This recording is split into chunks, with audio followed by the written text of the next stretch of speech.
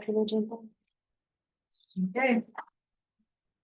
All right, welcome everybody to the February Fire Safe Council meeting.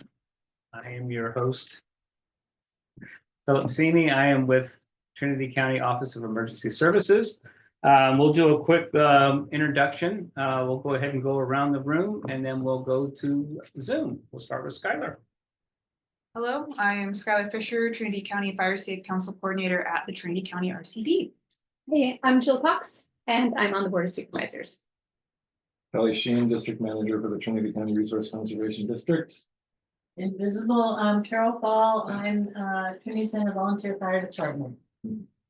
Also invisible, Elliot Grew, U.S. Forest Service, Hayfork, in fuels. Christopher Lloyd, Hayfork, Fuel Stick. Emily Drain, Project Coordinator, Fire Safe Council with the RCD. Emily Acer, Grizzly Corps Fellow for the Fire Safe Council at the RCD. Ren Winter with Trinity River Lumber at Draw Creek Timber.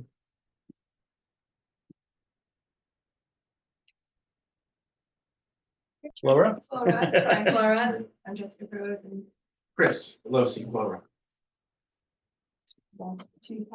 Pat Frost with. I'm hiding over here. Crystal Lodge's GIS TCRCD. Yeah. Frost Green Center Community Services. Miles Raymond, Education Coordinator for the Trinity County RCD. Okay, we'll start with the board. It's easier to go with the list. Gina Moon? Yeah, hello, can you hear me? Yep. Okay, I'm here in Willow Creek at the Fire Safe Council office. I am the current president, and I'm glad to be here. Thank you. Nate? Yeah, good afternoon, Nate Orich. I'm the fuels planner here on the Trinity River Management Unit for the Forest Service. Thank you. And then sitting here behind me is Casey Dunn. Casey Dunn's our new fuels battalion, taking the job behind Tim Ritchie. So Tim Ritchie promoted up as a division chief, and Casey's taking the job behind him. Casey's got a pretty extensive experience in suppression. Most recently, he was our engine captain up at Mule Creek. So we've been spending these past couple months getting him up to speed on the fuels world. You got anything else to add? Nope, we'll be in person next month. Yep, hope to be in person next month. Perfect, thank you. Jerry Cousins? Hi, everybody. Jerry Cousins with the Trinity County Collaborative. Thank you, Jerry. Oops, jump around there. Allison? Hi, I'm Allison Denitas. I'm the Botany Program Manager at the Trinity County RCD. Thank you. Our board keeps it. What else do we got? We've got Shay. Hi, I'm Shay, Program Manager Forest Health at the RCD. Thank you. Thank you. That's easier. Dina. Dina Magdaleno, Sonungway Council. Thank you, Dina. Sophia. Hi, everybody. Sophia Sadie here, Forestry and Fuels Program Associate at the Watershed Research and Training Center. Thank you. And Giselle. Hello, everyone. I'm Giselle Nova. I'm the coordinator for the Fire Safe Council of Siskiyou County, and I'm on my phone and out in the field, so I'm just going to listen in for now. All right, Giselle. Well, welcome. Thank you for joining us. Larry Glass. Yeah, Larry Glass. I'm with SAFE and the Trinity Collaborative. Thank you, Larry. And we have somebody on the phone. Hi, it's Timber from the Trinity Journal. All right. You know what? I'm only here till 2, guys. So if something is discussed afterward or people want to contact me, just please feel free to email me whatever information at the Journal, and the email's on the inside of every paper. Perfect. Thank you. We get everybody? No, I'm sorry, Ben? Good afternoon, Ben Kellogg, Weaver resident. Thank you. Glad to be here. Thank you, Ben. Okay. We'll go to number 2. Are there any additions or changes to the agenda?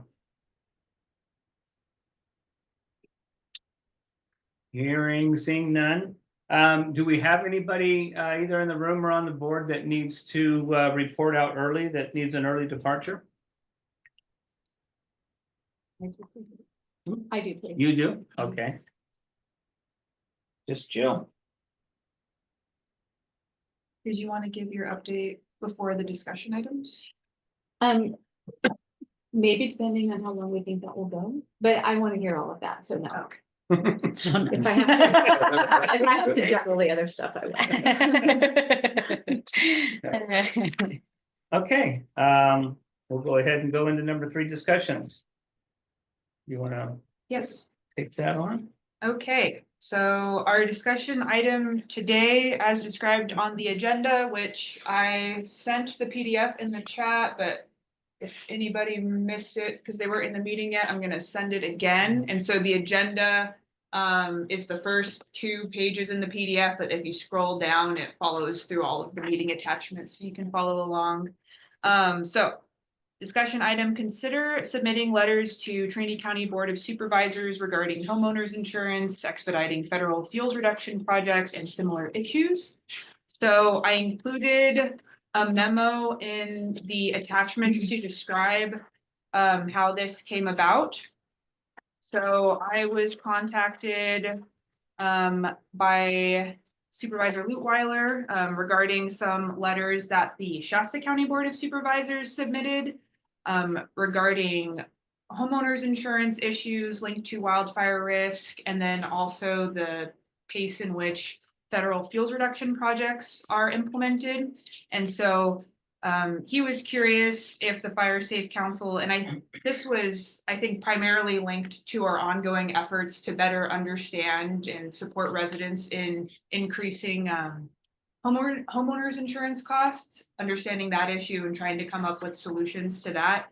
I think more so than the second letter regarding a request to the current administration to expedite federal fuel reduction projects. So the question is, for either letter, does the Fire Safe Council want to draft something on either issue or some other similar issue? And if it's yes, was this be something that we would want the Fire Safe Council to directly send off to specific like state representatives or organizations or otherwise, or if that's something that the body would want to be written and then directly sent to the County Board of Supervisors for them to advocate on our behalf on. And yeah, I think that is the quick of it.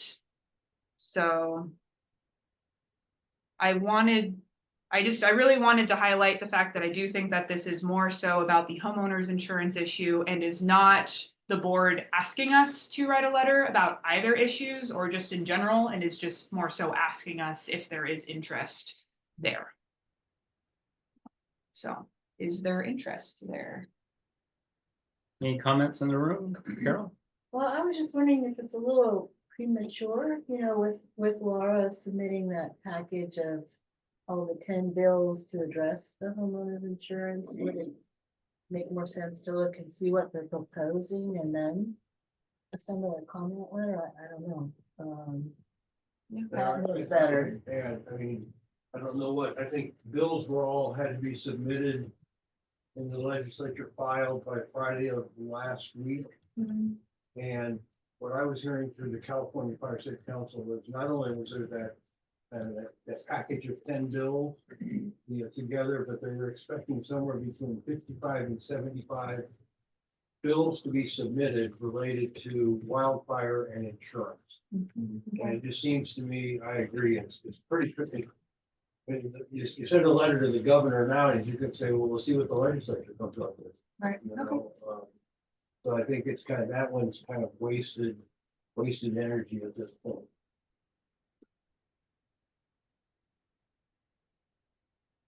The board can do, supervisors can do whatever they want, but Right. And I was gonna say, if, you know, the Shasta County letter is great, but I mean, if Trinity County's gonna send a letter, it should really refer to the homeowners insurance survey and how that, you know, what we found out about our county. And then really give some applause to the Fire Safe Council versus CAL FIRE, you know, in terms of getting all the projects done. 'Cause, yeah, you guys are the ones to get the credit. And recall too, that on, I think it was August. It was on one of the 2 August meetings that the board did send a letter to the governor, and it was our sort of watered down version of what Shasta County had submitted, because their board chair, really through RCRC, had requested that all 40-member counties get on that bandwagon and send that rather potent, I would say, letter to the governor. And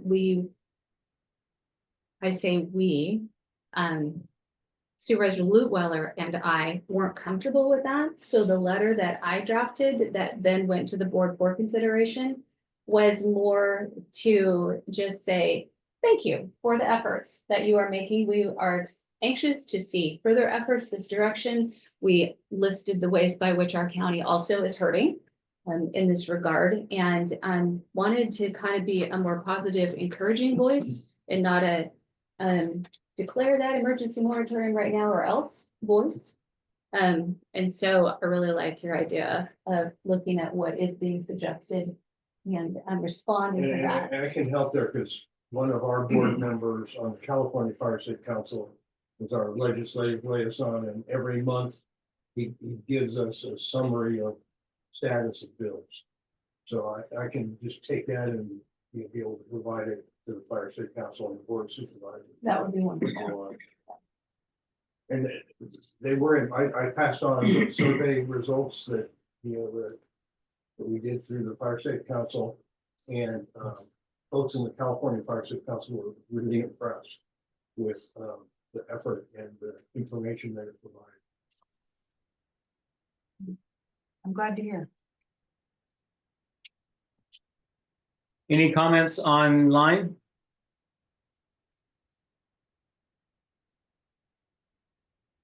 Seeing none? Okay, so I understand it as we will wait and see regarding homeowners insurance issues specifically. Okay, excellent. Okay, number 4, grants. The second letter. What was that? Okay, Oh, wait, do we have a, oh, no, that's fine. Jerry, oh, okay, I thought, yes, sorry. I just wanted to agree with the result of the conversation, and I can't seem to figure out how to get the damn, oh, there it went away. Okay. I like thumbs up. Yeah, the thing is just you use the thumbs up and not anything else. Right. Okay, so Jay is going to present the grants 4A. Okay, Jay, the floor is yours. Thank you. Second letter. Are we skipping the second letter? The one on fuel reduction and vegetation management. Oh, we also want to have further discussion on regarding the fuels reduction letter. Well, my opinion is the same as before. Things are kind of in flux right now, so it seems to wait. But I misunderstood because I thought we were just talking about the first letter. Oh. Would anybody else like to discuss the second letter more specifically?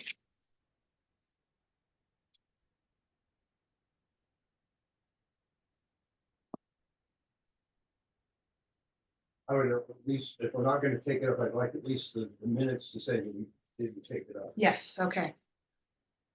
Larry Glass has his hand raised. Go ahead, Larry. Not so much about the second letter. I'm just surprised we're not talking about the resignation or retirement of Randy Moore and the his letter or his email saying that, you know, it's basically all the layoffs in the Forest Service are preventing them from doing their job. And we've got fire season coming up, and most of the county, they're the first responders. Are we not going to have first responders this summer?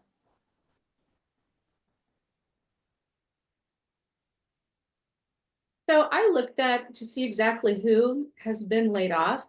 And the data that I could find said our first responders are not among those who are being laid off. I don't know if somebody can support or refute that. So, Yeah, Nate Orich here. To clarify on that, at this time, there's been no impacts to jobs of primary firefighters. So we're hoping that that holds out. But at this time, there's no impacts to us. What about seasonal firefighters, Nate? Yep, no impacts to them. Is that across the board, or is that just for like locally? As far as I know, that's across the board. Yeah, I mean, public I safety. can really speak for locally. I know that we're bringing back all of our permanent seasonal employees, and they're not telling us that we cannot hire additional seasonal employees for fire. So there's been some hiccups in the process of getting folks hired, but every day that process is getting smoother, and people are getting their job offers. So we are still moving forward, and we will have firefighters. Nate, I have a question. So, yeah, public safety, jobs classifications were exempt from the provisional, layoffs and stuff, but what about supplies? I mean, Tim was saying at the Fire Chiefs Association meeting that you guys were like not getting gas to do prescribed burns and stuff. So are you gonna have, I guess that's more of a budget question, but are you gonna have money to actually operate? Do you know? So to parse out the difference between money that we get for prescribed fire and things like that versus like emergency response budget, I am not seeing indication that we will have any impacts to our emergency response budget. As far as fuel goes for prescribed fire, that has been a challenge this winter. The vast majority of the funding that we had access to buy fuel with has been through IRL funds and bill funds. And so we've had challenges charging to those accounts. With that said, we are still moving forward. We are still implementing prescribed fire. And we do have quite a bit of fuel on hand right now. So at this time, I don't foresee immediate impacts to our ability to keep burning through this spring, but those are some of the challenges that we're working through. Copy. Okay. I think Yeah. Jerry and Ben have their hands up, Yeah. and then after Chris. Okay. Jerry, did you have another question? I just want to comment that it's really good news at this very moment that there's been no immediate layoffs, but I think we should buckle up because the RIF email went out for the reduction in force that's going to be in the next 30, 60, 90 days, which will be major impacts everywhere. So we just need to be monitoring that.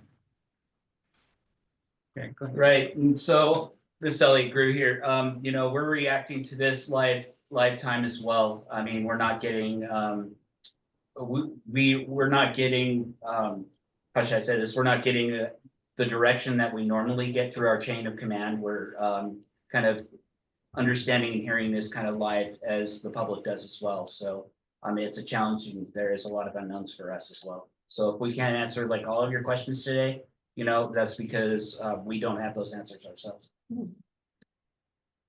Thank you. Hang in there. Yeah. Ben? I just had a quick question regarding grants. It's my understanding grants are paid out through June. Have you all heard anything in regards to with the grant freezing where all that's going to go after June with grants federally? And I'm glad to hear that we're keeping our firefighters, since there's been so many news reports about probationary employees and seasonal firefighters getting laid off and not hired. So that's a good thing. Yeah, so the second part of the question I'll answer first. While there's been no impacts directly to the firefighting staff, there's still a lot of folks in that probationary category from other resource areas that are probationary employees that have been impacted. So, and a lot of those folks help us out, you know, as drivers and various other things. So, you know, that potential to see impacts is there, even though right now they're not directly targeting firefighting resources. And then back to your grant funding and how long that will last, I really have no information on that. I've heard of some grants continuing to be able to be paid, and I've also heard the other way that that money is not being dispersed now. So I think it's largely on a case-by-case basis, and I can't speak to any one case in particular. I can speak. I simply don't have the information to share.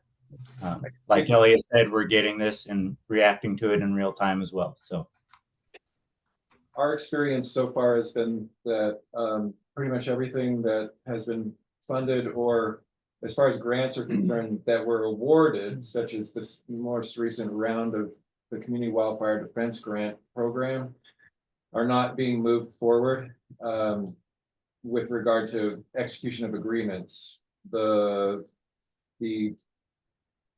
grants and agreements that we have that are funded by IRA funding and BIL funding are frozen and not being paid. So we've discontinued working on those particular projects. But other funding authorities, such as Secure Rural Schools, the funding that comes through Title II and Title III funding, those are slowly trickling in for reimbursement currently. So right now, anything that's not related to IRA and BIL funding has been fairly stable, although payment is slower than normal. So we're running into the same problem. So the fire department had a grant to repair our brush truck through BLMs, and that was IRA money. And so we've been told that grant is on hold while they're checking it out. So we won't have that money to repair our brush truck. Sorry, Chris, I jumped ahead of Chris. Yeah.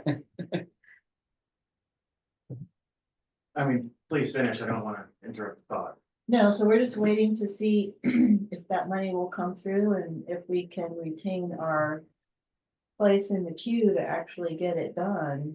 Because, you know, you have to, it takes months to get it scheduled. So we're not sure how that hold is going to affect our ability to have that brush truck running.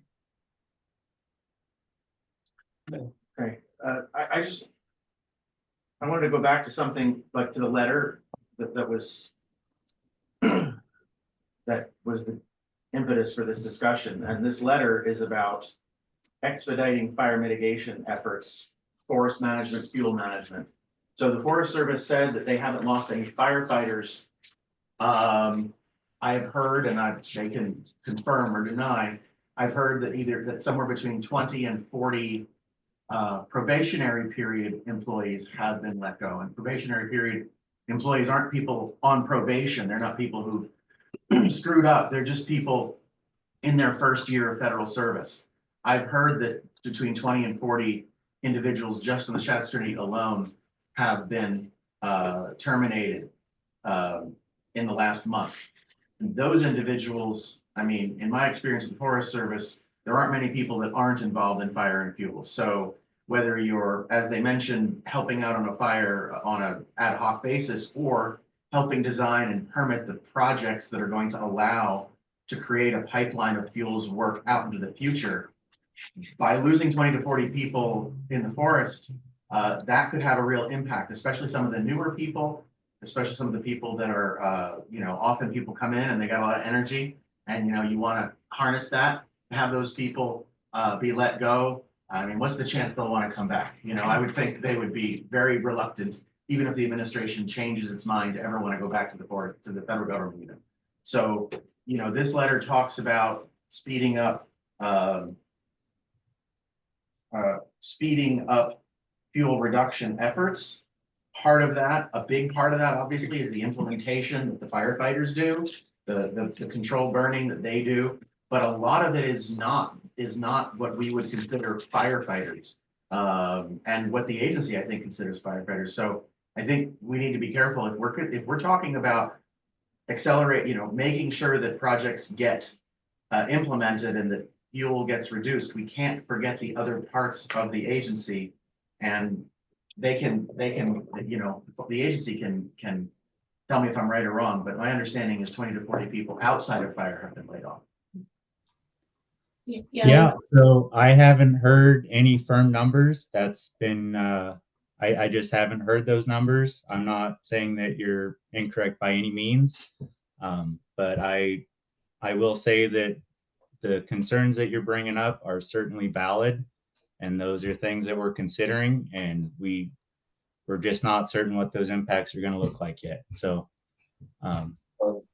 So I Yeah. wanted to give kudos to Carol for her great letter. I think it was last Wednesday, Trinity Journal, about the difficulty of buying the equipment.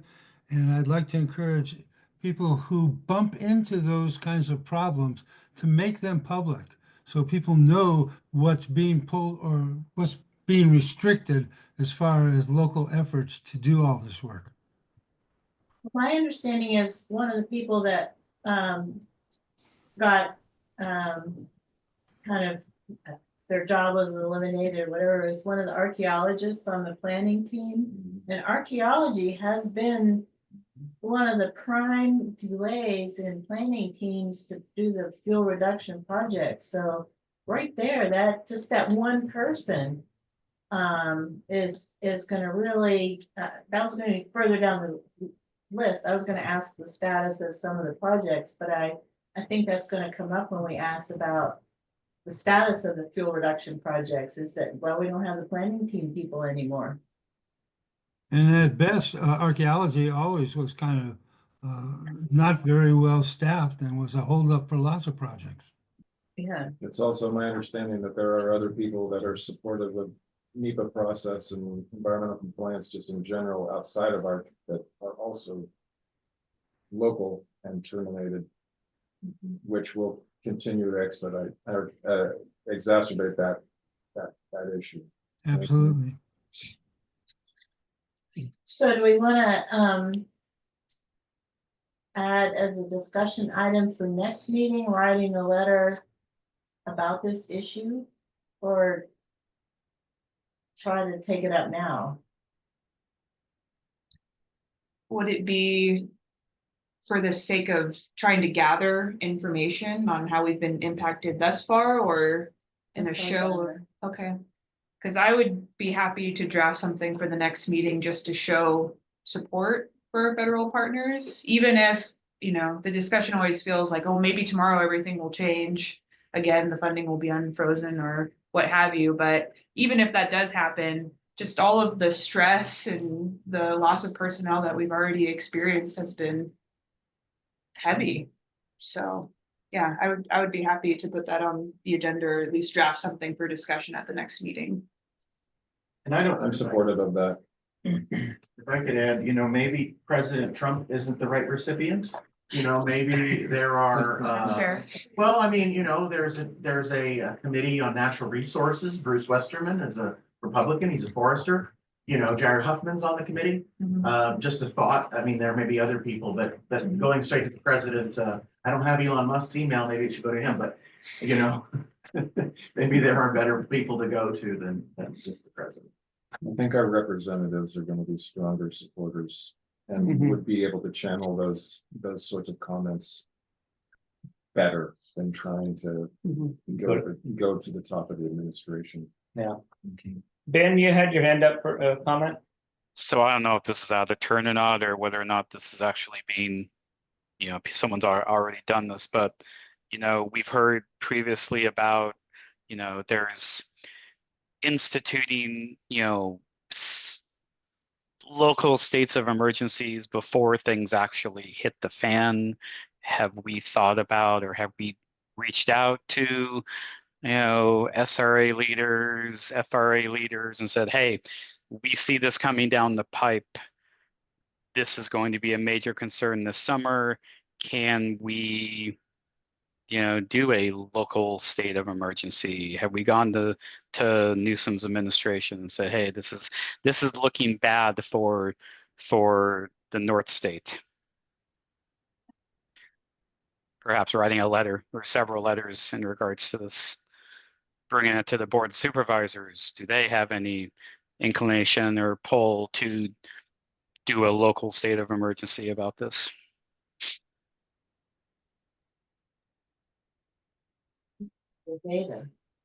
Yeah, I think at least within our capacity as the Fire Safe Council, maybe the next step would be this letter and the data collection exercise that will feed into it. And then from there, we can decide how we want to leverage the information if the group agrees. And potentially like a similar letter to the Board of Supervisors from the collaborative group. I would just, the one thing to just be cautious about is let's make sure it doesn't look like our individual federal partners here in Trinity County are feeding us information. We do not want to make any of them targets of any retribution. That's a good point, Pat. Larry? Yeah, well, I'm glad I brought this subject up because this is what I was hoping to get out of this, is us to send a letter to Jared Huffman, Alex Padilla, and Adam Schiff. Those are our best opportunities to get help in this front. And living in the middle of the national forest, and I don't have CAL FIRE to show up for me. That's all I got is Forest Service showing up. And the August complex fire, they saved my houses. I can't imagine what would happen if there's nobody to show up. Sorry, one more thing. Could we, since the Forest Service reps, and don't no criticism of you because you don't know everything and nobody knows everything. But could we maybe even Jill, maybe would it be possible to send a note to the forest asking them who was laid off in the latest, they would know. So I actually have a meeting with Rachel a week from tomorrow. Yeah. And these are among the questions for sure. Be good to know who, Mhm. how many and what the responsibilities are. Right. And I mean, What she'll be able to convey, Yeah. I think beyond just the people impact, which is huge, would be what about the status of projects that are in the various stages of the pipeline of NEPA? Where are they at? What's the prospect of those being revived if they're shut down right now? Yeah, because we've lost people on the Trinity side, but the North Trinity County Communities Risk Reduction Project, the planning team is out of the NRA, so it's on the Shasta side. So yeah, we need to look at the whole picture. Carol, can you repeat your thought because I didn't capture it? Well, so the North Trinity Counties project, right? The planning team is within the NRA, so physically they're over in Mount Shasta. So They're part of Shasta Exactly. Trinity, but they're like a separate ranger district. True, but that's shifting if the plan doesn't change. They're they're planning. doing the planning. Their planning team for that project will stay even after the yeah. responsibility for the NRA shifts to the Trinity River Management Unit. They're still going to continue through the at least the way that I understood it was that they're going to be seeing that project through to completion. So yeah, That's correct, Kelly. The Shasta Lake district will continue on the planning effort for North Trinity County.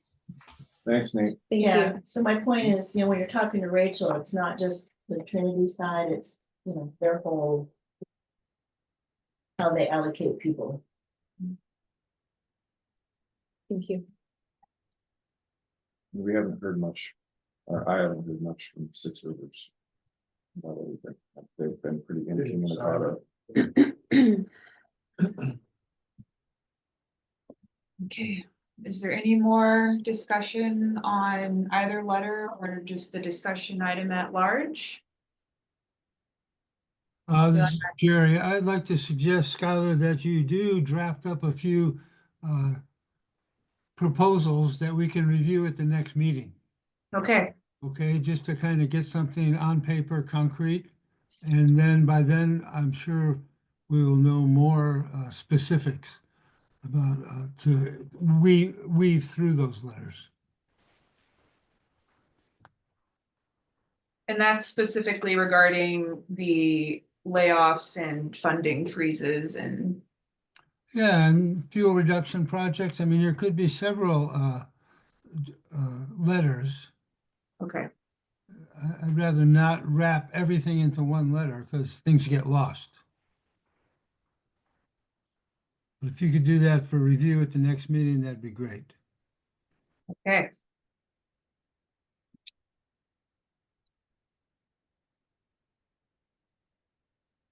Jill, as you're talking to Rachel, you might check on one of the things from the county point of view to be what's up with the good neighbor authority agreement. Yes. Okay. All right. So we'll move on to Shay.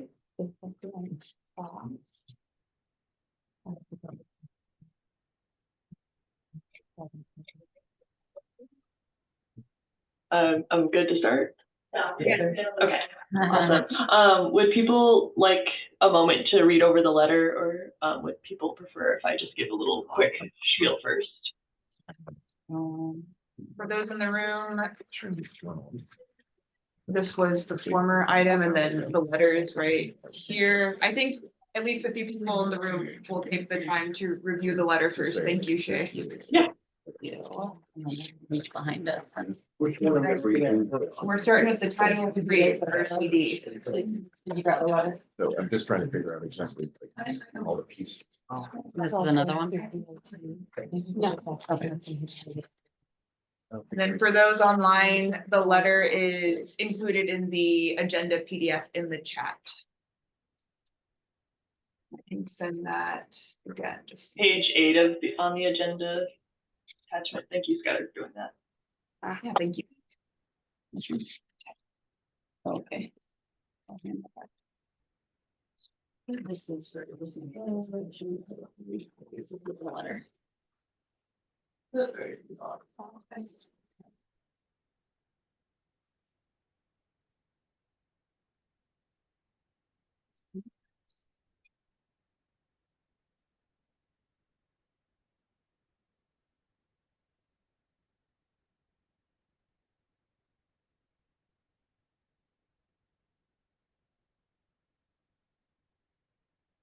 Maybe, so while people are reading, Sophia, do you know how much the Watershed Center is gonna ask for as far as Title III money?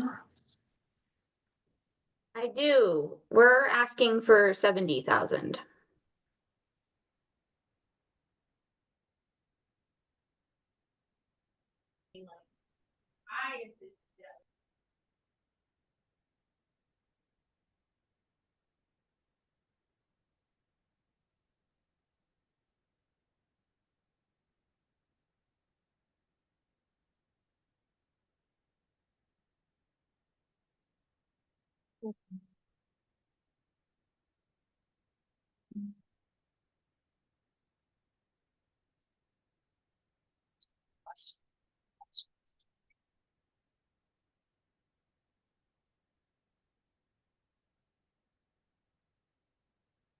Are there other partners involved in this meeting that are gonna make another amount?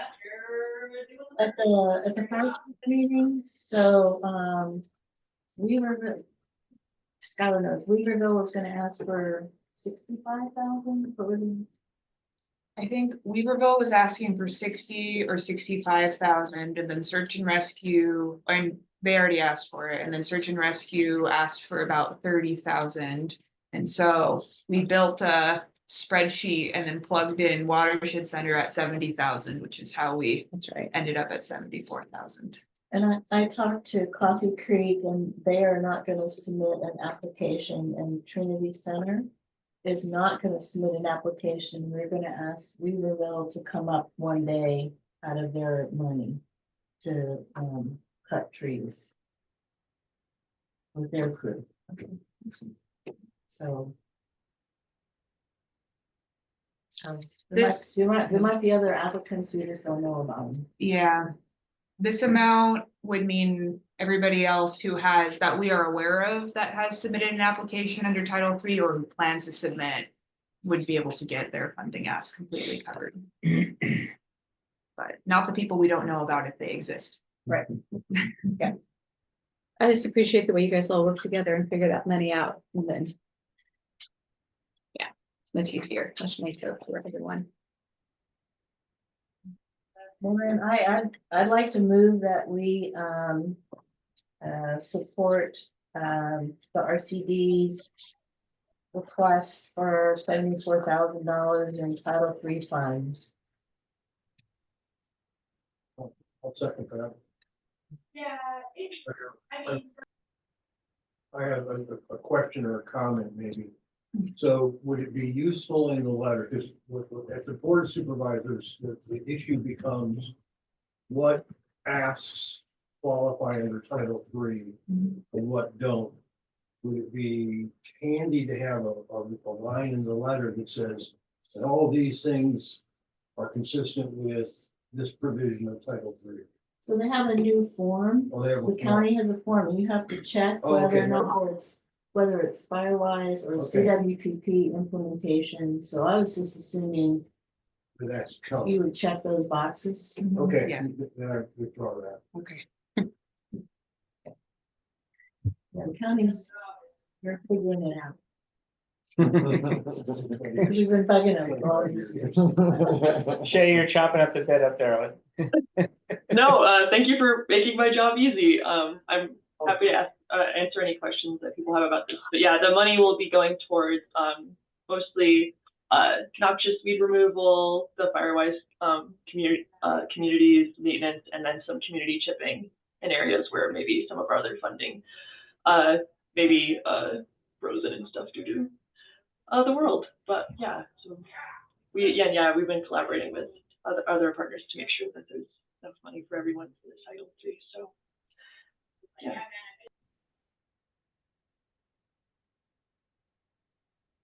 Does anybody object to signing this letter of support?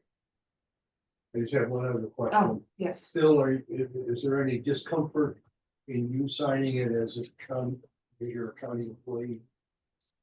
You know, you're the chairman of the fire station. Just if you had any discomfort, we can have somebody else. Yeah, no, I'm fine. I believe that I signed off on it last year too. Okay. I don't think, I think that, Well, and Todd is vice chair, and he would have the same issue. he would have, yeah.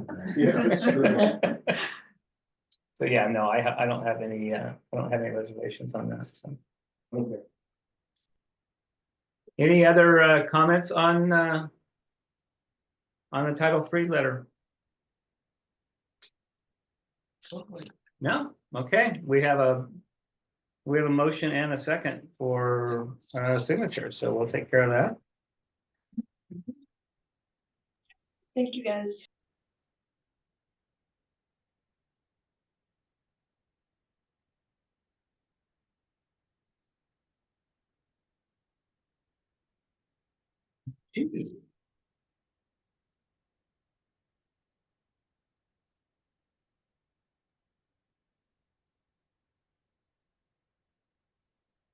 Are you representing number a second? For grant Amy? 4B, Watershed Center requests a letter of support from the Fire Safe Council for a proposal for PG&E funds to support fuels reduction in Ruth. Sophia, do you mind leading this discussion? Happily. Thank you, Skylar. That letter for people online is on page 9 of the agenda. And if you all have any questions for us about that, we're pretty much just hoping to do some implementation down on the east side of Ruth Lake along Mad River Road there, which is a CWPP priority project within 500 feet of PG&E infrastructure. Pretty simple ask, but happy to answer any questions if anyone has any. I'll move to approve this letter. Okay, then move to approve. Does anybody object? The only comment that I have is, weren't we forwarding a PG&E ask as well? Yes. Okay, is there gonna be any issue with that? Because the PG&E awards fire safe councils. And it's always fallen to us, but I don't know, are we able to submit to the Trinity County? I guess is the question. So PG&E does allow multiple submissions within one area. And I believe the Watershed Center, since they're partnering with the Southern Trinity Fire Safe Council, that will cover like the Southern Trinity Ruth area, and then the RCD is planning under the Trinity County Fire Safe Council to submit under the downriver area. Perfect. Great. I have a question for Sophia, just on what are the treatments that will total up to $4,000 an acre? It's going to be hand piling and hand crews. There's a lot of fuel on steep terrain. We're kind of trying to link this into a larger ask in the future and getting some CEQA work done down there to get ground-based equipment to do larger areas. But kind of this first phase would be hand crews, hand piling on steep terrain along kind of dangerous slopes around there. Thank you.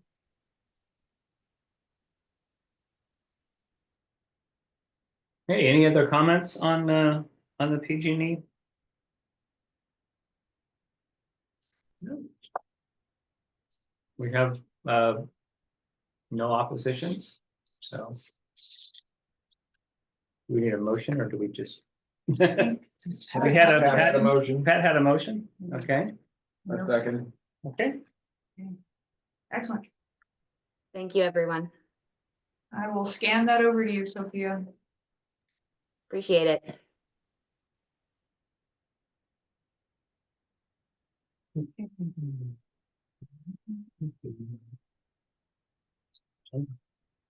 Okay, all right, we'll go ahead and move on to item 5, which is Fire Safe Council Coordinator update. Thank you. I will keep it brief as I've already talked a lot during this meeting. So I will open with an exciting new flyer that we put together. Actually, Miss Emily Acer led the development of regarding burn permit information in the county. There's copies in the room, but I just sent it in the chat and it was in the newsletter. But it specifically talks about some of North Coast Unified Air Quality Management District's requirements, CAL FIRE's burn permit requirements. And it's a 2-page flyer, and on the second page, it really simply breaks down the difference between when no CAL FIRE permit is required for burning, when it is required for burning, and when CAL FIRE generally doesn't, when the burn ban is in effect, and then also how that relates to air quality permitting. And so we're really excited to share it out. We sent the flyers to North Coast Unified and to CAL FIRE Shasta T for their review and stamp of approval before we got to this stage. So we got a little bit of feedback on them. They've been revised and here they are. So we're going to start bringing them with us at our different education events. Although, you know, up our way, there's a couple tweaks, in terms of, the campfire permits aren't just the wilderness and, at a certain point, you can only have a fire within so many feet of the lake and all that stuff. So this is really wonderful. But we're gonna have a little, but That's fair. yeah, then you can still have, you can still have ceremonial fires and warming fires and stuff like that, that's not on there. So, but that's just way too much information to try to put on there. It was funny. The page was getting full and Skylar was like, we should probably add all this. And I was like, I'll figure it out. I'll see how I can fit it. Oh, yeah. Word document. I know, I explaining tried to be like concise, but I don't know. I was like, man, this is difficult on just like a Yeah. 8x11. No, it's 8.5. Yeah. Good job. Thanks. Otherwise, we've been engaged in a series of Firewise education lessons with the Trinity Center in Burnt Ranch Elementary Schools. Thank you, Trinity Center VFD, for helping lead a lesson, and Miles for reaching out and coordinating with the schools. We hope to be at Douglas City Elementary soon for another series of lessons. The Fire Safe Council will be at the fun Salmon Mardi Gras event this weekend with a cool board game to show the relationship between salmon and wildfire and ecosystem health.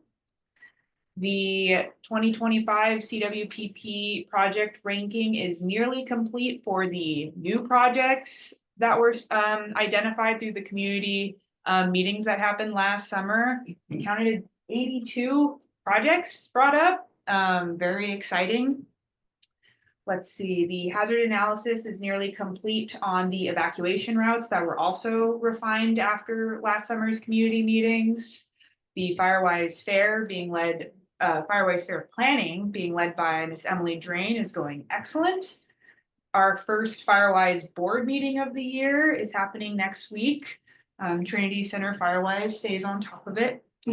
And we have community chipping coming up in May. So more PDFs in the chat and PDFs on the, flyers on the table in the room. So the Watershed Center and the Trinity County RCD have solidified chipping dates when we're going to be in what communities. So this is the public reveal of the Trinity County RCD chipping dates. So happy to share those with everyone. So let me first send this in the chat. Okay. And then I think that's it. I can answer any questions.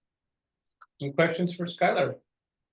I have something that came up at a recent California Fire Safe Council board meeting.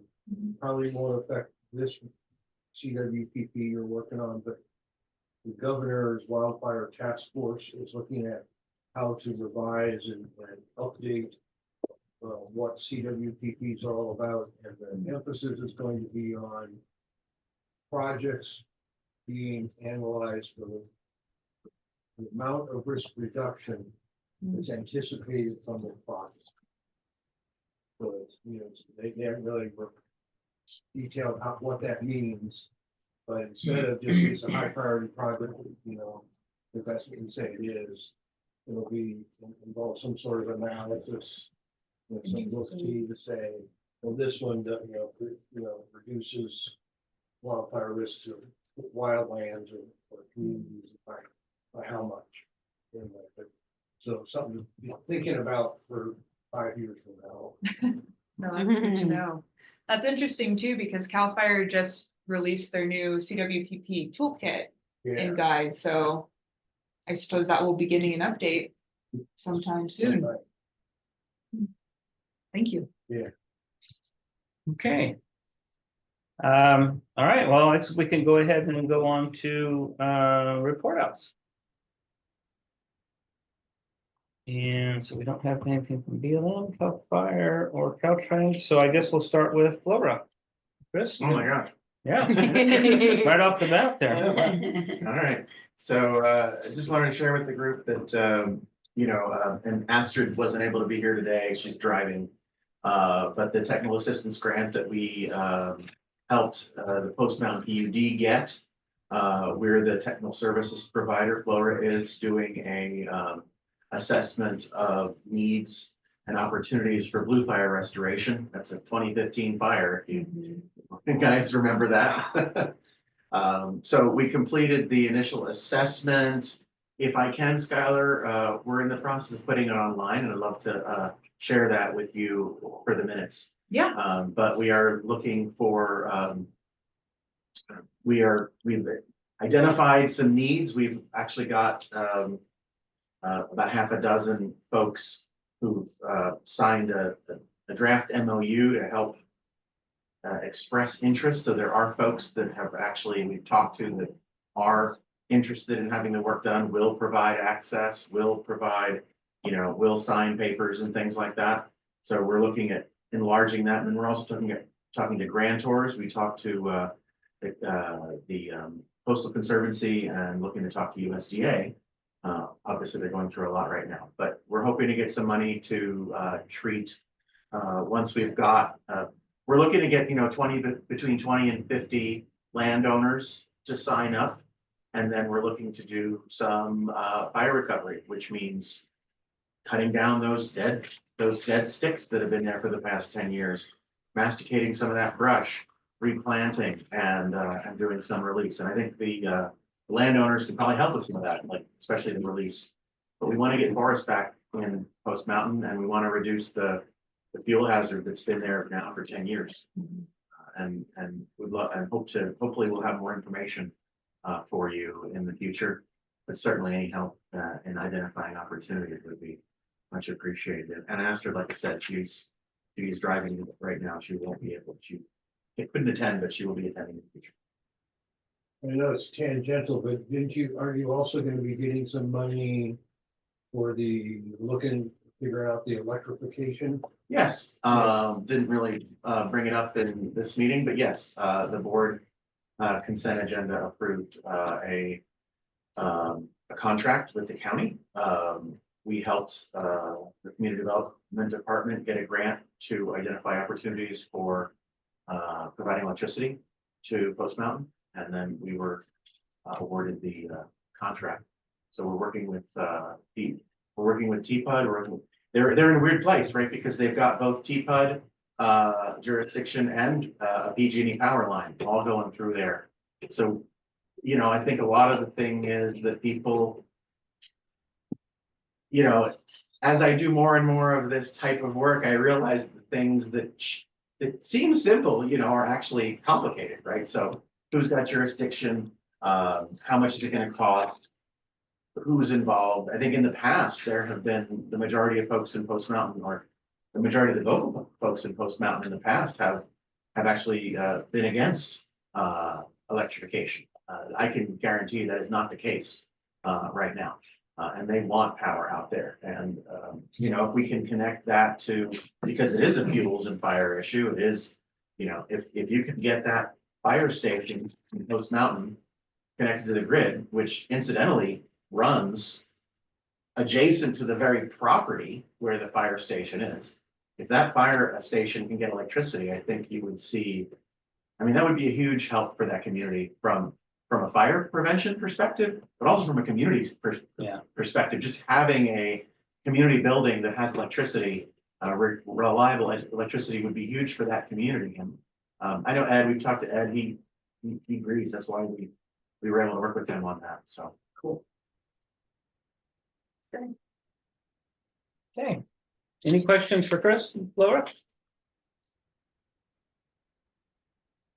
Okay, we'll move on to, I guess, Larry, the next one. Larry, you have an update for us? Yeah, we've been participating in planning for about a decade for a fuel break on South Fork Mountain.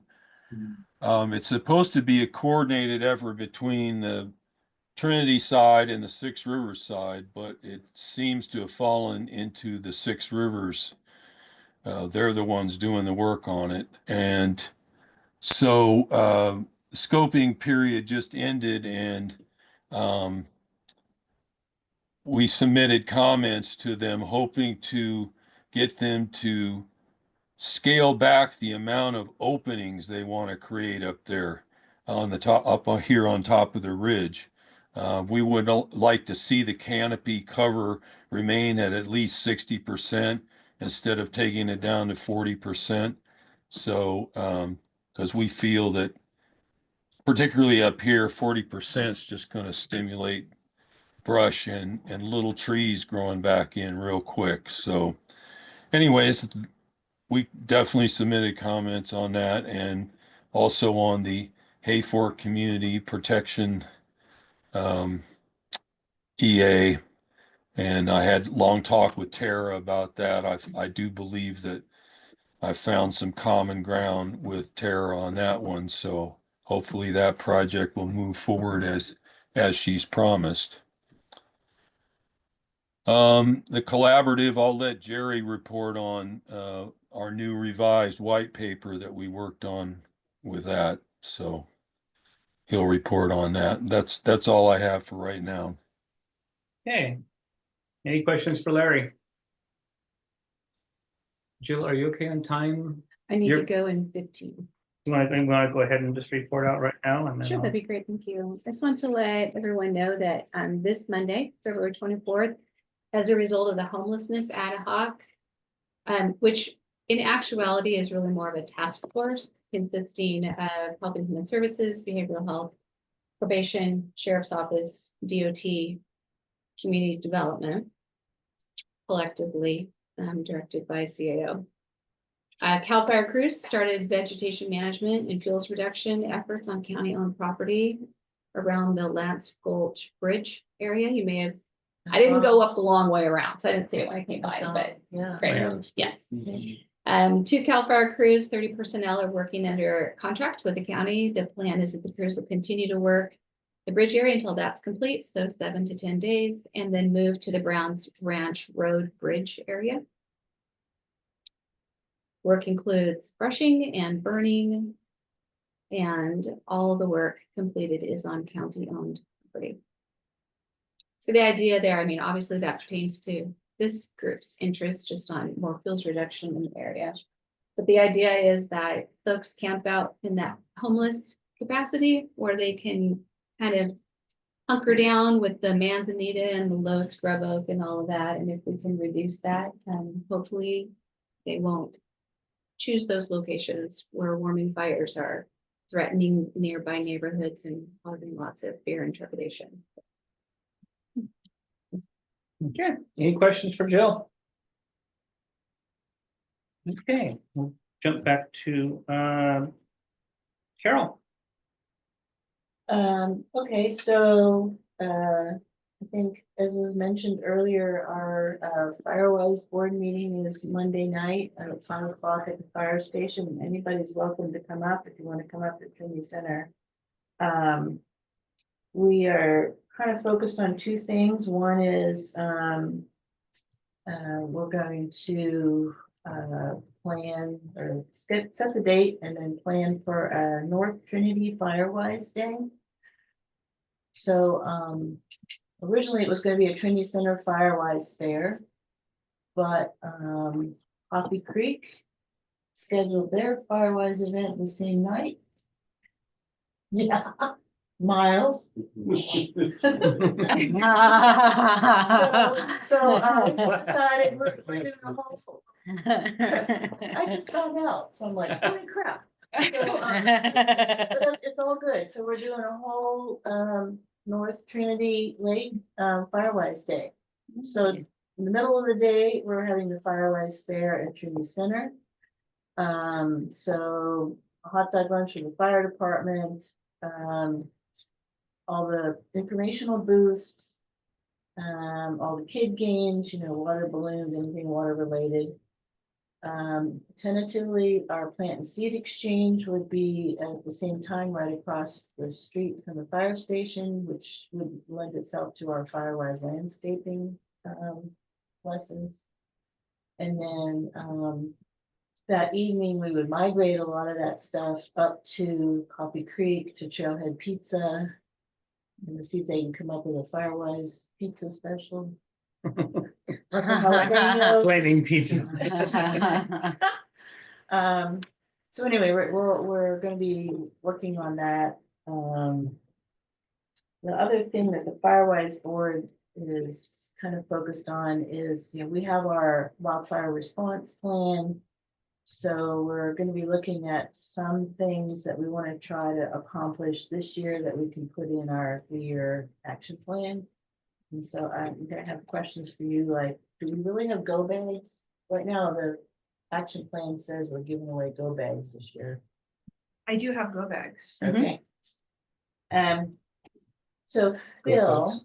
Yes, go totes. I have a question for you then, twofold. One of the things we want to do at our Firewise Day, which I'm assuming you're also going to be doing at the Firewise Fair in Hayfork, is trying to sign people up for the replacement for Code Red. Is that going to be ready to have somebody sit there and sign people up? I hope so. We have a meeting tomorrow with the team that's putting it together, and we have the link already.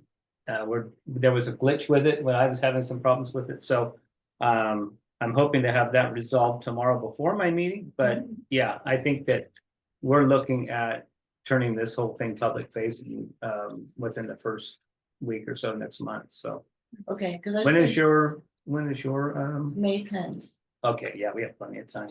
So we were thinking, that would be our big push before wildfire season to get everybody signed up so we can have a table and have somebody sitting there walking people through. And at the same time, we were wondering if we could test our evacuation siren at the event. Ooh. Ooh. I know, I've been wanting to push that button. That'd be really cool. Well, no, Okay, hot dogs are available when you hear the evacuation siren, right? Yeah, it's closing time to leave, done, turn the siren on. Yeah, one or the other. Anyway, those were 2 things that I'll be bugging you about. And then, I don't know, when the Forest Service comes up, I did have a question about where we're at on the Bowerman cooperative fuel break. I guess Nate might know, documents. And then, Hobel. as usual. But, yeah, so that's what we're up to. Earl, what was the date of that North Lake, Sorry, Firewise Day? May 10th. Thanks. It's the Saturday after the one in Hayfork. Thank you. Which is May 3rd. Any questions for Carol? Okay, we'll move on down to collaborative group, Jerry. Thanks, Philip. No real activity since the last meeting from the collaborative, but we have finalized a new white paper that is trying to establish a vision for forest health and kind of on a more landscape approach. You'll remember that 10 or 13 years ago, the collaborative came up with a roadside shaded fuel break. And the rumor has it in another 2 or 3 years it may be implemented. But in the meantime, we've had conversations with Forest Service who have asked the collaborative to really come up with a vision for more landscape and denser forest treatments. So we've been working on it for several months now, and we think it's complete. It's out to the full collaborative for any amendments by tomorrow, I think. Tomorrow close of business, and if nothing happens, no one has any comments or needs to discuss something, it will go to the Board of Supervisors for approval as adopting a vision for really working towards an agreed upon concept of forest health. And if the council is interested, I'm thinking maybe Kelly has a copy of it. And maybe you could send it out. It has been reviewed by all of the collaborative now and quite a few Forest Service people who all worked on it together. So that's pretty exciting that we're moving forward with that. And I think that's all from the collaborative at this point. Any questions for Jerry?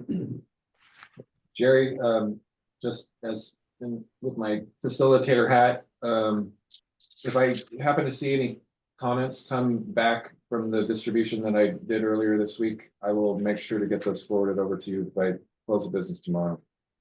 So have you gotten any yet? I haven't looked at that inbox all week. Okay. Yeah, and if you don't, then maybe let's just kind of figure out the procedure and protocol for getting it to the Board of Supervisors, okay? Yeah, no problem. Yep. Great, thanks. I know some people. Give me their names.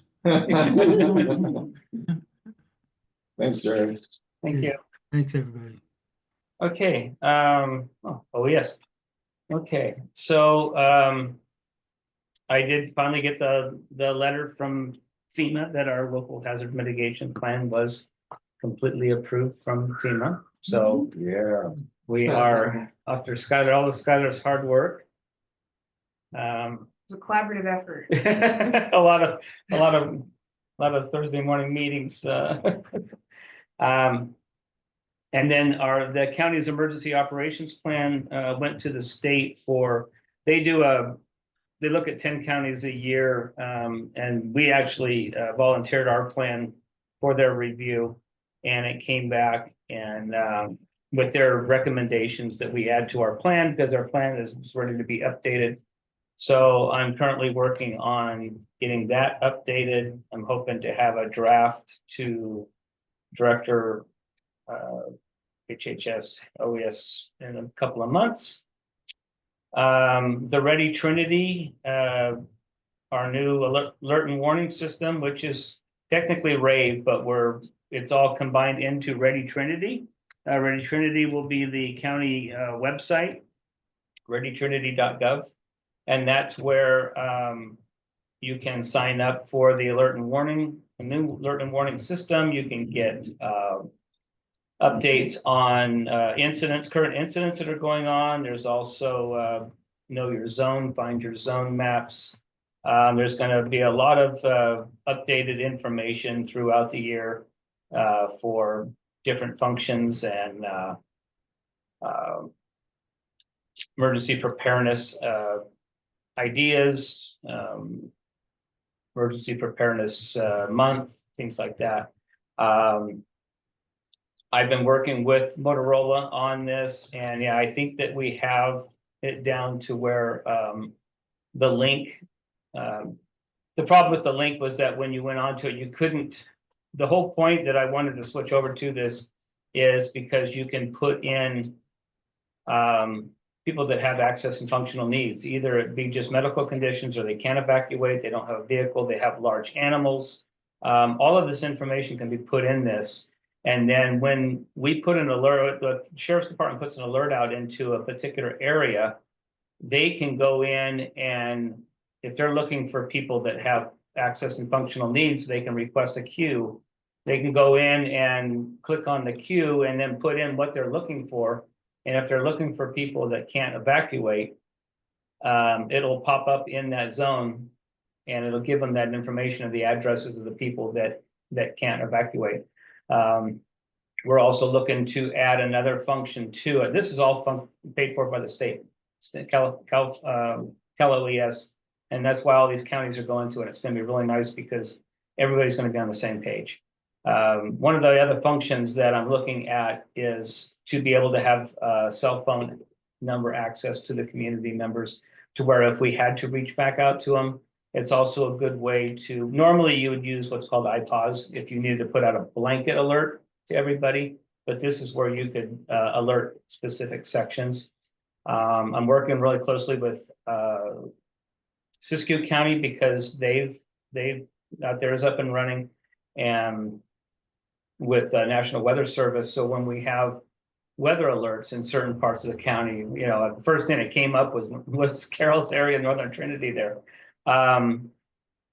It would automatically, when National Weather Service put out an alert, it would automatically alert your community that are signed up on it, and they would get that alert. So I think when we get people signed up, people are gonna start getting a lot more messages from it, but it's gonna be very pertinent information.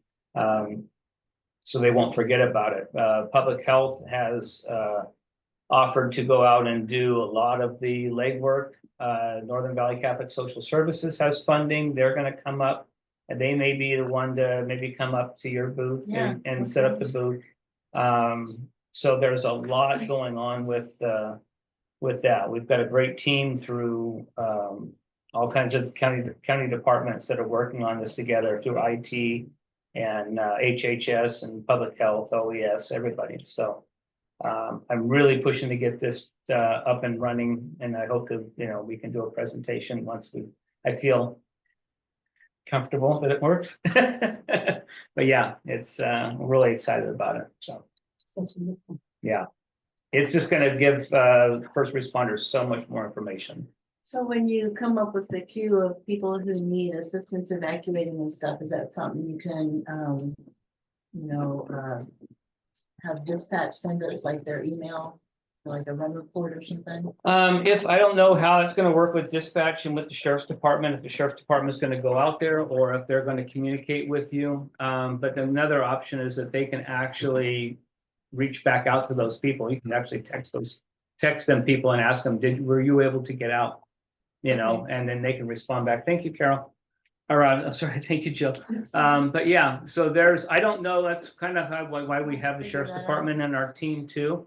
But I'll bring that question up because once we have that information, how do we get it out to the responders to be able to, head to that area?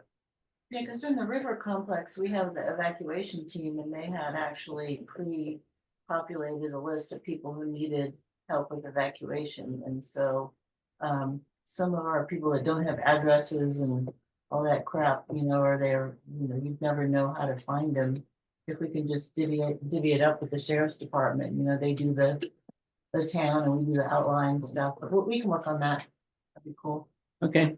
Yeah, I'll ask, because I think Under Sheriff Ward will probably be at the meeting tomorrow. And I'll ask what his thoughts are. And then because we're going to start, I've got, we'll get Steve out to, he does, a lot of the training for the sheriff's department and stuff for the code red. So I'm getting him up to speed on it and start all the training for county staff. So Okay. Cool. Yeah, excited. Okay, any questions? All right. I guess we're going over to RCD.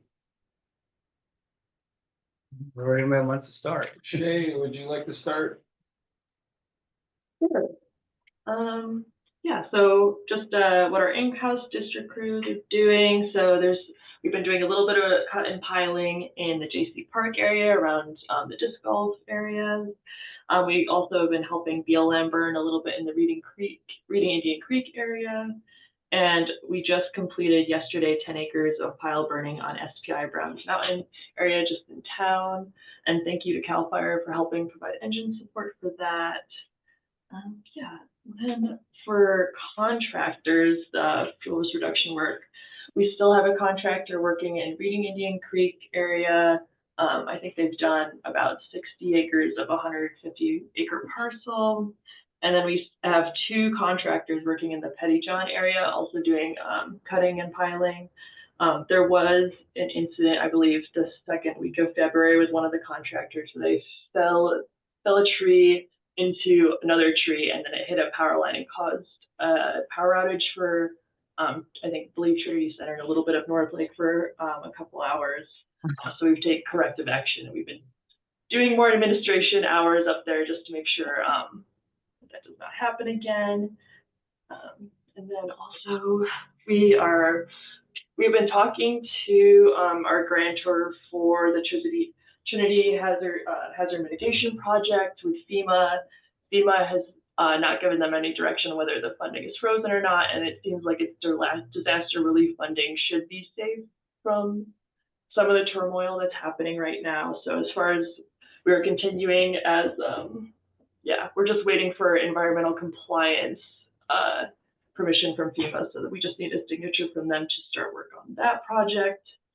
And then Carol, I know you were probably gonna ask about Trinity Knolls. I think we're working on burning with our partners right now, but Trinity Knolls is still, burning is still on our minds for that as well.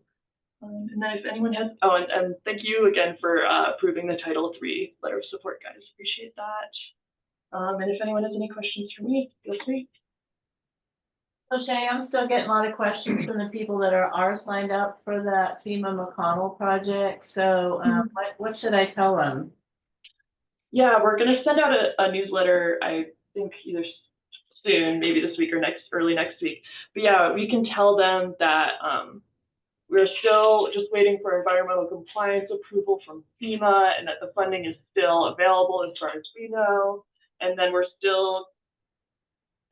they keep telling us the signature will be imminent, but we're still trying to plan on a spring implementation spring implementation. But Are you gonna run it? So are they still gonna come out and flag trees? I mean, because people got letters saying that, the crews were gonna come out and flag trees.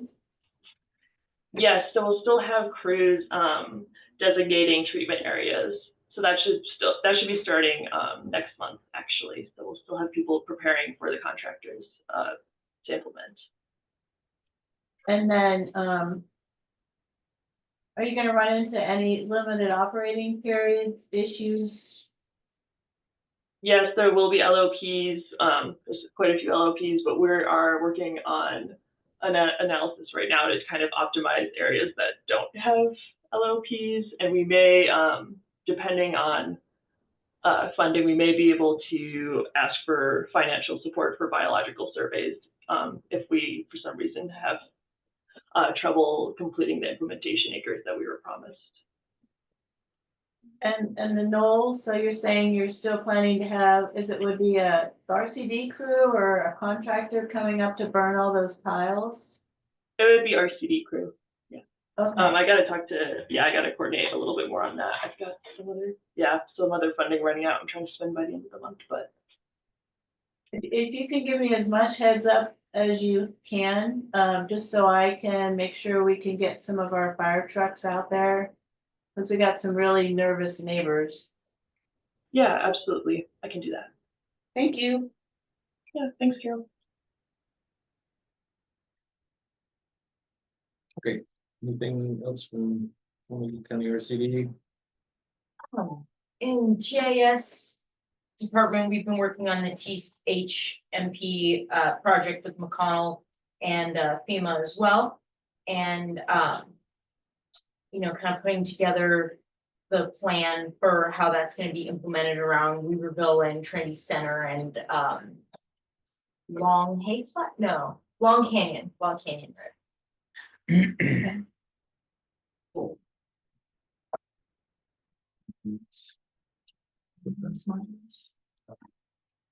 Okay.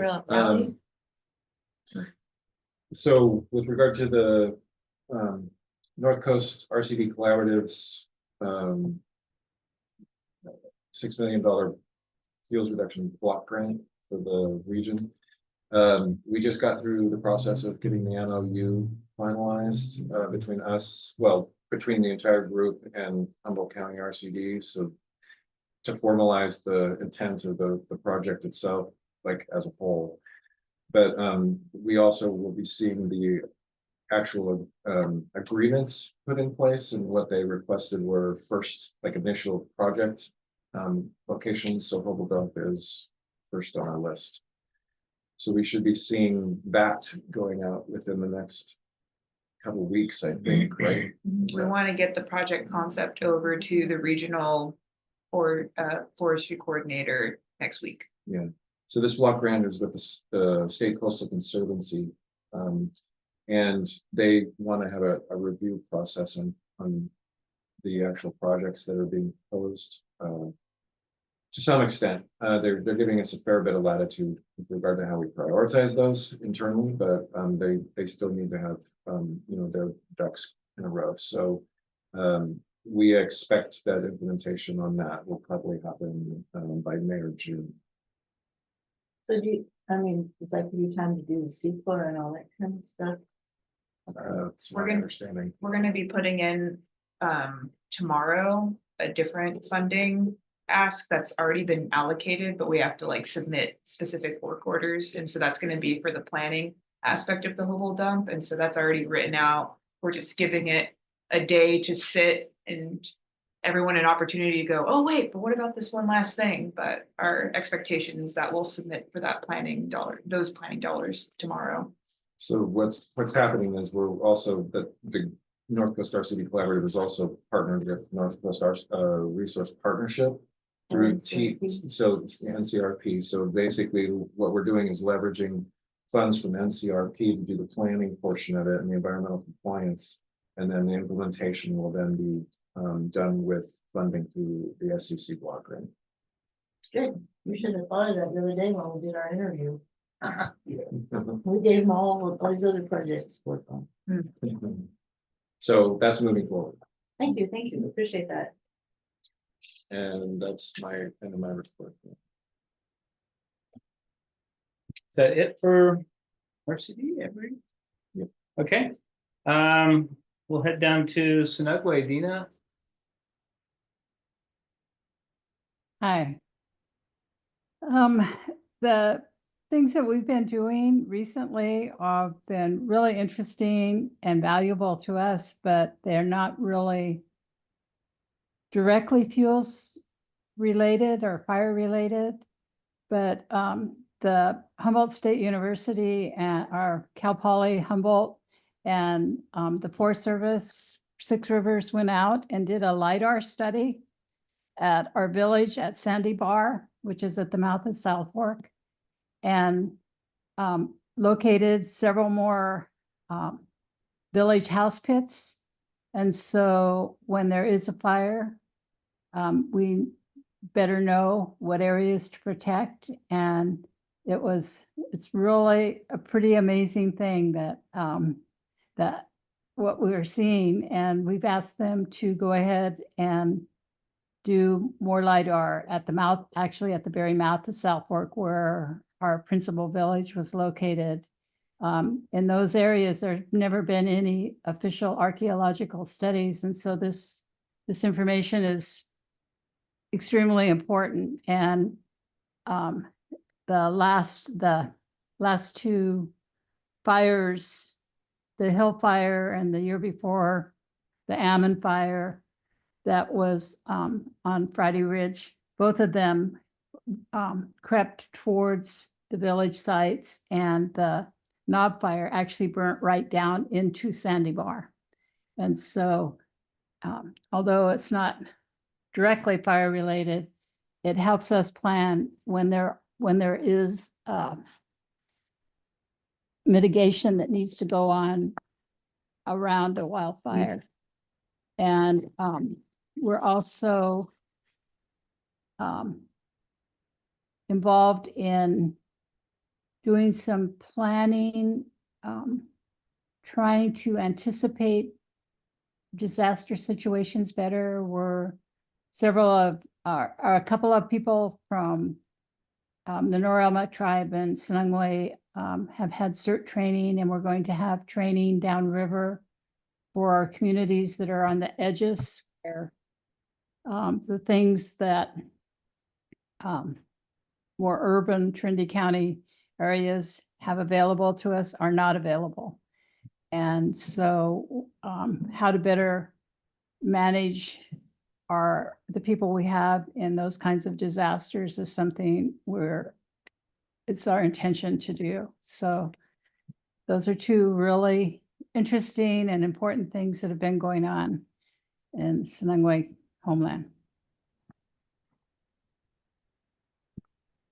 Thank you. I have a question for Dina. Dina, this is Jerry. And on a different topic, I'm wondering if Forest Service, Heritage Division, or anybody has done any talking, consulting with your tribe, or if you know they've contacted any other tribes on the camera up on Ironside? Through our attorney, we told the Heritage people at Shasta Trinity that we are ready and waiting to consult. But that was months ago. Right. And you've heard nothing, is that right? Nothing. Actually, we've been in pretty, one of the things that's happened is that the tribal needs and projects and funds and the heritage positions, all of those things have been thrown into the DEI issue. And the tribes are trying to make a distinction that it's not DEI, that these are tribal sovereign nations within the country and need to be treated differently. But so far, there's not been any distinction. And one of the things that our attorney has told us that is in the case of the Trinity County tribes, because we're both not acknowledged, that there won't be any, like we had a MOU that was going into place between Shasta Trinity and Six Rivers and our tribe, and we've been told that it's frozen. So, and we had a NOAA grant that's been frozen. They're just saying everything's too risky right now. We don't know what's happening. So my guess, Jerry, is that we're not going to hear anything until all the dominoes fall. Okay, I was at a meeting the other day on a different camera and happened to ask Ben about Ironside, and he said the same thing that he told me a couple months ago. Heritage is reviewing it, so it's a stall. So It is a stall. But Tara is back, so yes, right. that might be an opportunity for us to refresh that conversation. Yeah, that would be good to do. I'll reach out to her. We will too. Thanks. Okay, any other questions? Okay, we'll go ahead and move on to Shasta Trinity Unit for Forest Service. Guys in the room? Yeah. If Elliot's there, he can go first and then pick up the rest. All right, yeah, that sounds good. So as far as our operations over there, we are continuing forward with our prescribed fire plan. We've been in a little bit of a stall for the last month due to weather. A lot of our units that we have planned for this year are high elevation. So yeah, we've been snowed out of them. But now we're kind of turning that corner. We've had a lot of snow melt out in those project areas. And so we're going to begin operations again next week, beginning on Tuesday. So our plan, I shared the maps with Skylar. I don't know if you can present those. Yeah. Okay. Which one would you like? East Texas first. So this is the yes, this is the East Texas Trinity IRSC units that we have, and this all is in the August fire footprint, kind of south of Highway 36 on the Yola Ranger District. So we've been working on this project for the last couple of months. Within 1 week, we were able to complete 500 acres. It's really good ground. It's all mechanical, machine piling, etc. So a lot of large piles. But we were really successful in here, and we're going to be engaging back in. So we've completed 515 acres on that project, and we're going to finish up the last 63 acres next week. And a lot of the units that we're going to be going after that are left are kind of down to the bottom on your left, the 320, 305, 318, 317 areas. So we'll be working in those areas, yeah, beginning next week. We went and ground treated it yesterday, and the ground's looking dry enough to where we're going to be really successful. Great. Yep. And so moving on from there, after we complete that 63 acres, we're going to move right over to the Red Mountain project, which is just northwest of this area over by Dubicella Mountain, also part of the August fire footprint as well.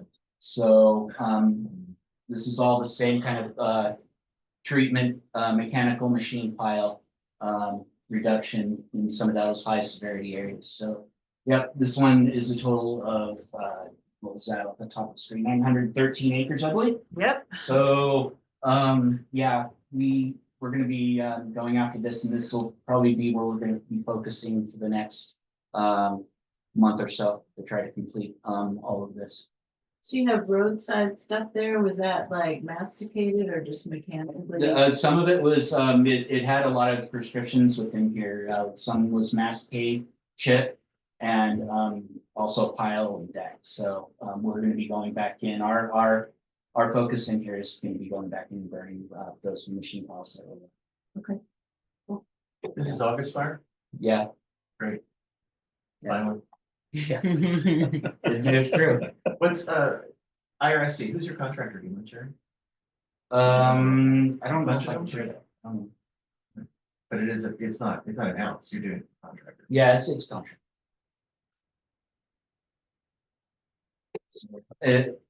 That's yeah. So that's going to be the report from the Hayfork Southfork side. That's what we're going to be focusing on for the next month or so. Why couldn't you share the contractor? I don't know. That's a good question. Maybe yes. I don't know if I can or cannot. If that's would be acceptable. Yeah, you can share the contractor name. Okay. Okay, so yeah, the contractor's name was Black Knight. They've been working over here for past couple of years. Based out of Oregon or are they local? I'm unsure where they are from. I believe they're local. Portland. Portland. Yeah. So within the state. Great. Yeah, thanks, Andrew. Good question. I'm Ren. You're Ren. Oh, Ren, sorry. So moving on to the TRMU, I don't have any fun maps or anything, but I'll start with our prescribed fire accomplishments. And so this is since October 1st. So this fiscal year, as of yesterday, we'd completed 400 acres of hand piles, a vast majority of hand piles. So I think a lot more labor intensive than ripping off machine piles. Not to be a dig at Elliot, but It's okay, Nate. It's okay. And so those 400 acres were throughout Pettyjohn, Tipfers, Lake Forest Plantations, WCF Phase 1, and then we had a handful of machine piles like on the east side of the lake. We're hoping to knock out another 50 acres or so of hand piles. And that'll be finishing up those small units just west of Weaverville here. So those are West Weaver piles. And then we'll bite off another unit in Pettyjohn along Rush Creek Road there. For broadcast, kind of sad numbers, right? We're sitting at about 30 acres right now, largely due to some uncertainty last fall and missing out on some pretty critical burn windows for us. So we're hoping to bite about another 100 acres this spring. That'll be primarily in WCF around Jackass Ridge, kind of a legacy project area for us at this point. We got 3 more burn plans getting drafted now for portions of Pettyjohn, Lake Forest Plantations, and up in Glenison Gap. Yeah, big things happening there. Still moving forward. Like I mentioned, we've had some challenges buying fuel since they froze our IRL and bill funding, but we're getting creative with that, and we're still doing our darndest to do the good work out there. So moving on to planning, Heim Palm, right now we're working through the final public comments. That's under an EAD, an emergency authorization decision. So once we complete those public comments, it should be a pretty quick process to get a decision on that and begin work. WCF Phase 2, I know that that's been a hot topic for at least as long as I've worked here. So a lot of those challenges, I'm sure many of you know, are centered around archaeology and heritage concerns.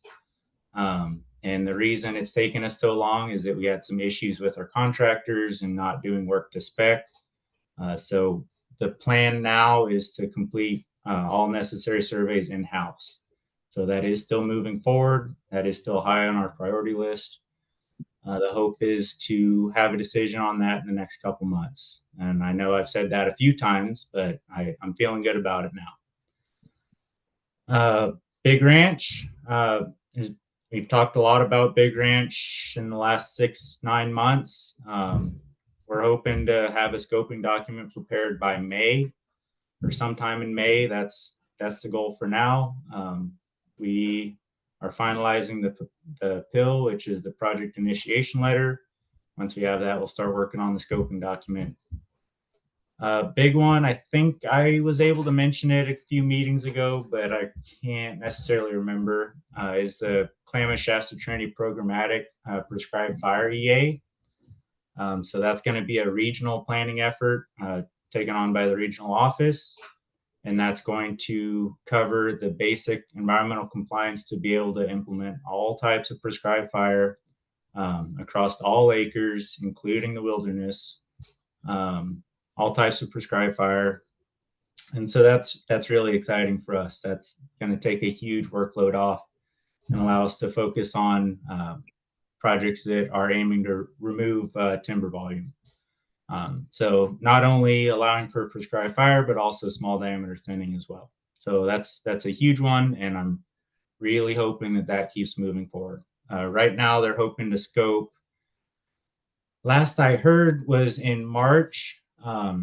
Obviously, with all the uncertainty right now, that might be pushed back, but last I heard that is still moving forward. And then North Trinity County, I don't have many updates for that. Like mentioned earlier, the Shasta Lake Management Unit is taking on that planning effort for us to help us get more acres covered with NEPA. And then I know there's a question about Bowerman. I don't know if Carol stepped out or not. Watershed Center's put a lot of work into getting that buttoned up. We should have the letter of concurrence. I just finished reviewing their fire and fuels portion. So we should be looking good there. And that is a project area that we have contracts in place on. So, as soon as we have a signed decision, that's something where work will begin. And that's true in High and Palm as well, down in that Lime Dyke area. That area is already covered under a contract, so we just need a signed decision to begin work down there. As far as contract work goes, we've gotten quite a bit of work done in the Trinity Camps project around Ridgeville. That's a lot of small diameter stuff, building more hand piles directly around that community. We started implementing in some campgrounds, the campgrounds that we worked with Carol and concerned community members about where we should go first. So that's starting to occur. And in Pettyjohn, a pretty significant amount of the manual work is completed. So the small diameter thinning hand piles, I think the last couple units are what the RCD has contracted out and are working through now. And the Watershed Center is still building a few piles out there for us. We'll have a little bit more mechanical up in Pettyjohn that we're hoping to get finished this summer. Again, that's already under contract. They need some drier soil up there to be able to work. Yeah, I think that's the report out. Any questions I can tackle? Me, just a couple. So, so Bowerman, we still don't know when we're gonna have a signed decision. Exactly. We are so very close. I would imagine in the next month we'll have something. I don't want to pin you down. It's just that that's what I've been hearing for months. So, okay. Yeah, getting a signed letter concurrence back from Fish and Wildlife Service was kind of that last big hurdle. So now that that is complete, we should be good. Okay. Should be very close. Cool. And so then would that happen this summer? Maybe? Yeah. Implementation will start this summer. There's already awarded contracts up there. So Yeah, I've seen the timber cruises in March, so. And then on Trinity camps, so my understanding was they weren't gonna start at least the timber contracts in the campgrounds until August. But now are they gonna do those earlier, like Hayward Flat? So I'm not exactly certain. I've heard rumors. Again, I don't manage timber contracts, so I'm not necessarily the best person to ask, but I've heard rumors that contractors are starting at least outside of the campground portion in that Hayward area with our dry January that we had. So Yeah, I've seen the timber, the total land management work, the pile work around Ridgeville. The neighborhood is very complimentary. They like what you guys did. That's awesome. Who would I check with to find out if they're actually starting the timber harvest in the Tara or Cody Carter would be your best points of contact for that. Thank you. Hey Nate, who do you have doing the work in and around Ridgeville? Total land management. Okay. And then I believe they're subcontracting that out. Very good, thank you. And with those piles, I believe that unit is complete, but with those piles being built, they'll be on the docket to be getting burnt next winter. So. Okay. Any other questions for Nate? We will move on to Gina. Alrighty then. Hey, I guess as I got a lot of different things I've been jotting down. Great information, everyone. Our regular board meetings are the second Thursday of the month. So next Thursday, March 6th, will be at 5 o'clock. We have Zoom option. Fundraising is our big thing we're trying to keep up with. We have local pizza factory every second Thursday of the month. You can eat there and 20% gets donated to whatever cause and happens to be as on that day. We have a dinner coming up, the St. Patty's dinner, corned beef and cabbage. That is on March 14th. Friday, March 14th. And a raffle. And so that'll be good. We're going to be attending the Plant and Seed Exchange in April, and we'll have a little bit of a raffle there. So it's just kind of mostly education at that event, and of course all the other ones. And so we haven't been anything extra other than just keeping up with annual reports along the line of not so much reports, but just filed our 1099s, and we did bring on an admin person. So this is our second month with her, and that's been working out really good. We have ideas for future grants so that we can stay afloat and add to our things to do and maybe indirect costs. And so of course, the CWDG projects are on hold. And that's been a huge holdback, setback, mostly because we were on a roll. We were like 2 years, year and a half into it for sure. And our coordinator that we have is out taking a different job just to try to keep up. And she's available for conversations and all, but she, questions and answers. But like today, we met with Redwood News, and she was unavailable because she was out pruning. But we did, I don't know when that's going to air, maybe tonight, but one of our other partners with the Lower Trinity Prescribed Burn Association, Blaze, and myself, and Jim Cotton, who's our vice president. We sat down with Tucker from the Redwood News and tried to answer some of her questions and showed her some of the project areas. So that was interesting. Hopefully it kind of shares what we're going through. And I know that others, many others, are going through different little things that we're all affected by this federal freeze. So again, just looking for different grants and ideas that are not federal. We have a PG&E grant, maybe a Coast Central grant coming up, just to kind of continue with helping make our community safe. So I think that's about it unless there's any questions. Any questions for Gina? Okay, thank you, Gina. You're welcome. Thank you. We'll move on to Sophia. Hi, everybody. Not much to report from the Watershed Center this month. We're, adjusting to funding uncertainties. So we'll have a better idea of what our implementation season looks like, hopefully in the future, but, continuously adapting. Our field work fuels crews, haven't been working this month, so not a ton to report on the implementation fuels front.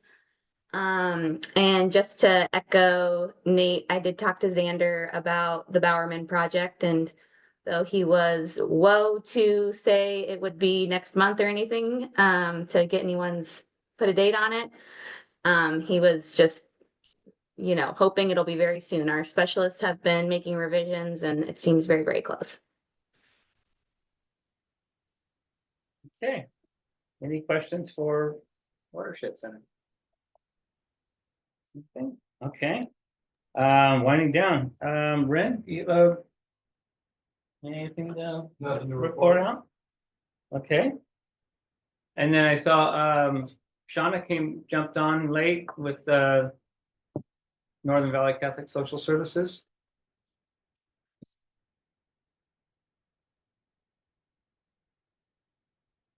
But she's not responding. Okay. All right. Lastly, future discussion items.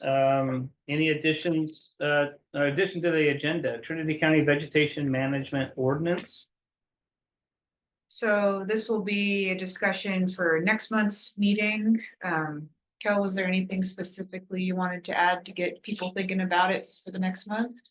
No, I mean, we've been talking about, fire departments, we get questions all the time from homeowners. My neighbor next door or whatever isn't doing their job, and up our way, it's usually because they live down in the Bay Area or something. And so we're trying to figure out how to implement the vegetation ordinance, which would kind of require people to reduce fire hazards that are affecting their neighbors, potentially. And so the county has been looking at the vegetation ordinance for a while.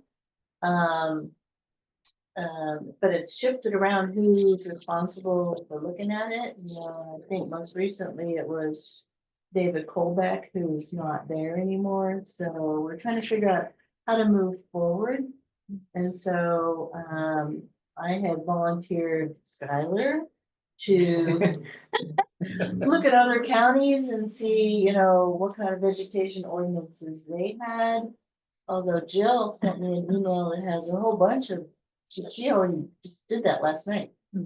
I'll send it to you. But we wanted to see what the Fire Safe Council's thoughts were in terms of how to move forward with either amending the ordinance or who should be working on it, or just what the feeling of the group was. Okay. Ben, Wow, you guys are reading my mind. I was going to ask that question. I live across the street from the high school, and the portion of Weaver Valley Loop that was never put together, that's private land, apparently, owned by one of the people up here, and they have numerous burn piles throughout the years, never did anything with them. If a fire comes down off of 299 and sweeps through, that's bad kindling right there. And I've spoken to the fire department about it, and they don't have the teeth, they say, to go out to the landowner and say, hey, you need to get in there and deal with it. And I'd love to see something happen in regards to that, because you'll have dozens of houses burn just based upon that burn pile amount that's over there. It's next to the Caltrans, across the street from the Caltrans station. It's not Caltrans property, but it's private property. Yeah, the county has a vegetation ordinance on the books that's intended to address that, but there's just so many questions about who's responsible for implementing it? Do you report it to code enforcement? Who has to go out and do the cleanup if the landowner doesn't do it? How do you collect the money to pay for it? So that's why it's kind of just gotten stuck, because we don't know how to implement it. So we need to, maybe figure out how to implement it. Whatever tree I need to shake in regards to that, let me know, and I'll start shaking redwoods. Be here next month. Yeah. Yeah. I'll Well, be there. I can, I can talk with Siskiyou and see what, just kind of check with some of the other counties. It may be something that, I don't think MARAC, or Cal OES, and county, emergency managers meeting that we do every quarter. If we haven't resolved anything by then, I can at least bring it up there and ask, just to kind of bounce it off some of the other counties. But I'll try to send an email out to a few of them just to see.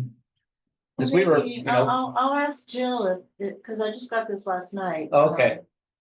If her summary of what all the other, she's already, okay. She's done quite a bit of homework, but if it's okay to her, I'll send it to Skylar and ask if it's okay to send out to the rest of the Fire Safe Council. Because if we want to look and see how other counties are dealing with this problem, that would be a place to start. Yeah, I think the biggest issue is always trying to, who's gonna do the work and how do you get reimbursed for it? Yeah. What kind of a lien can you put on the property legally to do that? But, Well, what brought this issue to a head is mostly that there is a bill by Representative Gregg at the presented to the California Assembly right now that makes it easier for counties to collect money. It's a penalty, it's an ordinary lien for doing fire safe work. And so I asked Jill, I said, so does the Board of Supervisors, do they want to send a letter in support of this bill? And we kind of are back to where we were when we started the meeting, which is we need to do more homework. It's a little preliminary before we send a letter. Well, it sounds like it's in place, so that's good. We'll have something to come back to next month.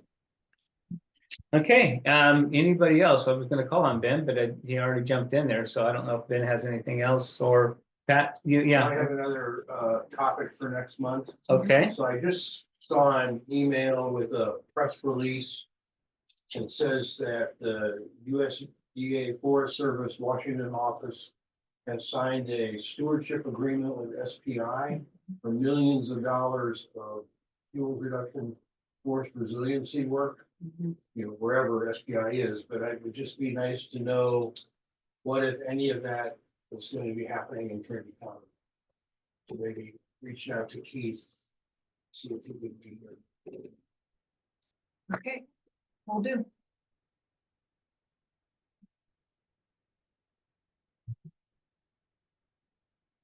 Okay. Well, if there is nothing else, we will go ahead and adjourn this month's meeting. And we will see you all on March 27th. Yep. All right. Thank you, everybody, for coming.